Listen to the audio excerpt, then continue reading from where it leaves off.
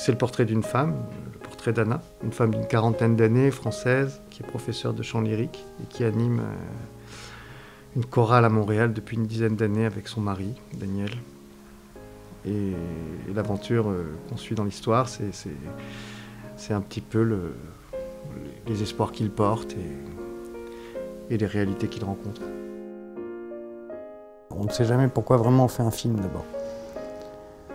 On a des envies, on est traversé par des énergies. Et puis après, on commence à connecter à des choses. J'ai découvert il y a pas mal d'années, dans les fin des années 90 à New York, j'avais découvert un film, Le Jazz Singer, qui était un film assez étonnant, qui m'a beaucoup fait réfléchir parce que c'était le premier film parlant. Et c'était un film sur le chant cantorial. Donc ça, c'était une des influences qui m'a amené à penser à faire un jour un film de musique. Mais je voulais faire un film qui soit libéré des standards de représentation, des racines, des origines. On a beaucoup réfléchi à où le faire. Et après une première étape aux États-Unis, on s'est dit, quand j'ai fait un voyage à Montréal, que ça se passerait en fait dans le monde francophone.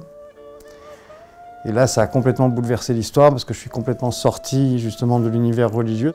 Et donc, j'ai essayé de raconter l'histoire d'un autre point de vue, d'un tout autre point de vue, qui serait qu'arriverait-il si une femme porteuse de cette musique du fin 19e, début 20e, arrivait donc en Amérique du Nord avec des trésors de musique classique que très peu de gens connaîtraient. Et qu'est-ce qu'elle en ferait ? Et donc j'ai imaginé voilà, tout un univers entre cet homme et cette femme qui serait en charge de transmettre ça pour l'amour de la musique, avant tout. Tu veux-tu bien me dire qu'est-ce qui te prend de changer la serrure de notre local, Marius? Christy, ça fait des années qu'on est là, ça fait des années qu'on se connaît. Pourquoi tu fais ça?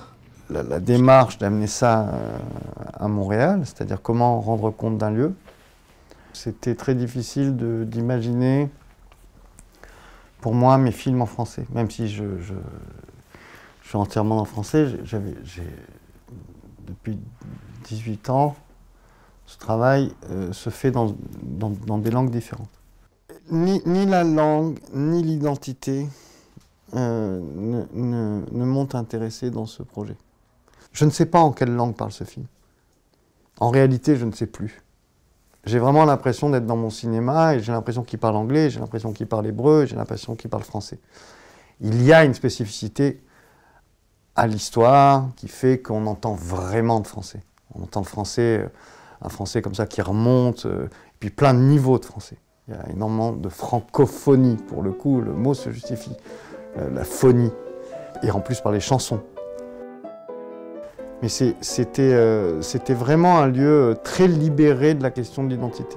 On a vécu en musicien. Or, il se trouve que la musique est un langage aussi.